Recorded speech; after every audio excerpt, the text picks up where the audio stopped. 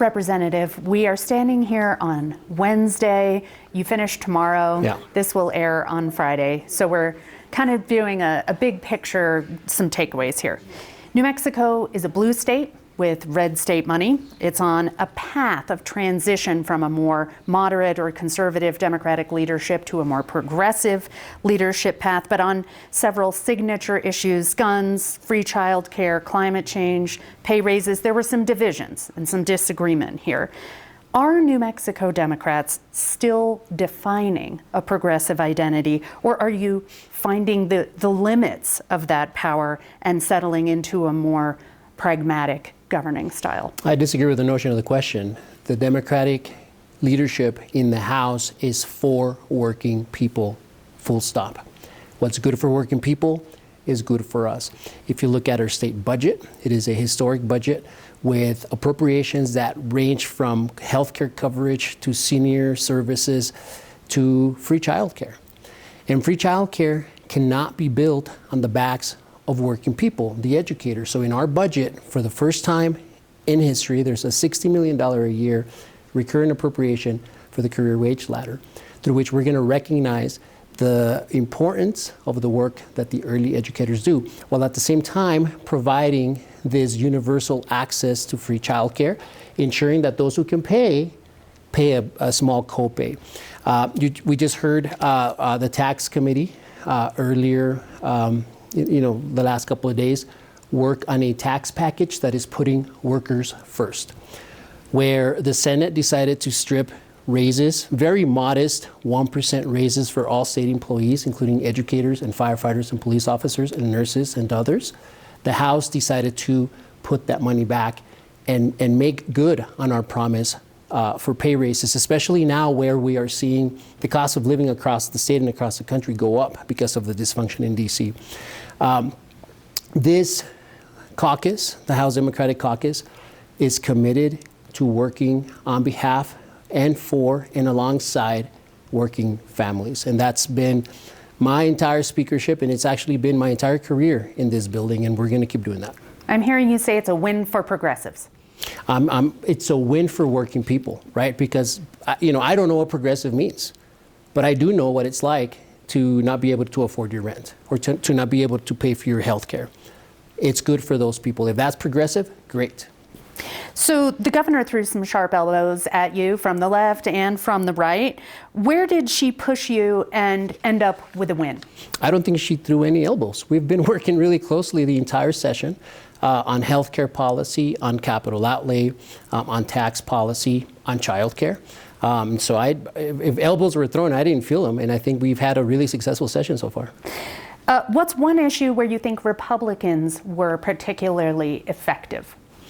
I have a really good relationship with the other side of the aisle, and I think that they are most effective when they're willing to come to the table and work with us and collaborate with us. We saw that with medical malpractice, right? That was an issue that, the House passed that bill by a vote of 66-3, unanimous support within the Republican caucus, nearly unanimous support within the Democratic caucus. When they are willing to work with the majority, a lot of good things can happen. Now, that's come up in previous sessions. What made the difference this year? A lot of credit to the lead sponsor of House Bill 99, Chairwoman Christine Chandler. She learned the entire act within a matter of months and really emerged as a leading voice for reform. And I think that makes a difference, right? Because one thing is to sponsor bills for the sake of messaging or scoring political points. And we see that happen all the time. And on this issue, we've seen it happen over the last few years.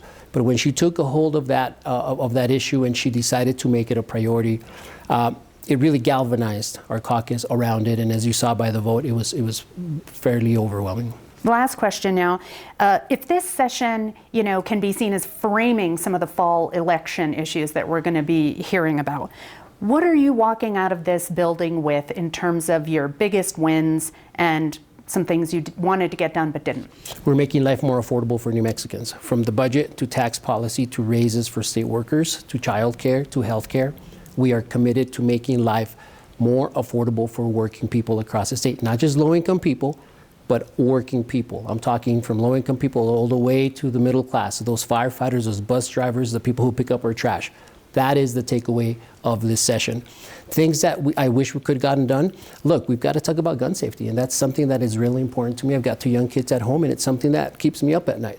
My own home was shot at by one of these deranged individuals, and so that's work that we're going to have to continue to do. Having said that, this House has led on gun safety since 2019, some of the most progressive gun safety measures in the country have taken place here in rural New Mexico.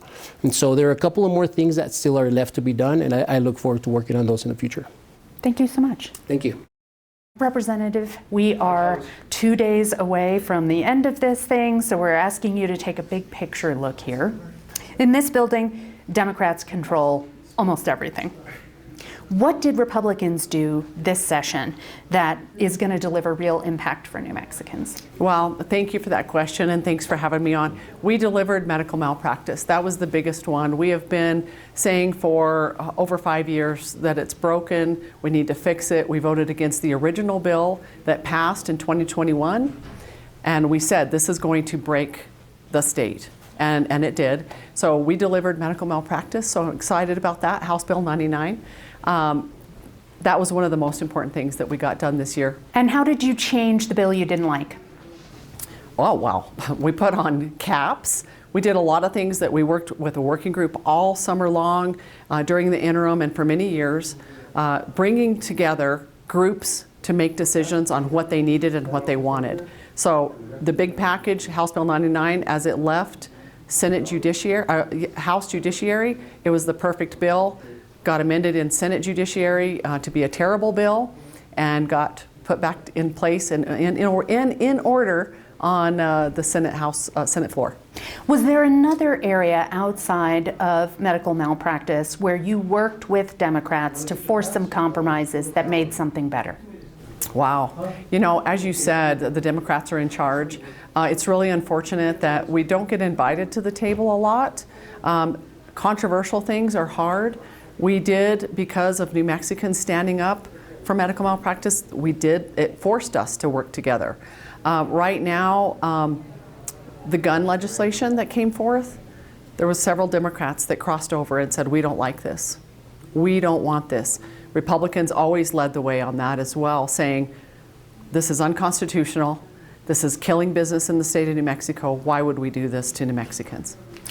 The governor pushed hard on a public safety agenda, much of which you were aligned with, but not much of that happened. Why? Well, the obvious is why. That's not what the progressive Democrats want. They hold a pretty strong hold here, and they don't want it. And that's obvious for many sessions, a special session before, regular sessions for 8 years. The governor's been wanting it. Republicans have also been leading the charge on that. We carried the governor's bills. A lot of some of the crime that package that did pass, we had those same Republican bills, and they got killed in committee, and they moved the Democrat bills forward. That's politics. What have you learned about how to work with this more progressive legislature, and how might you adjust further for next year? Well, I'll tell you how we're going to adjust further for next year. We're going to win some seats.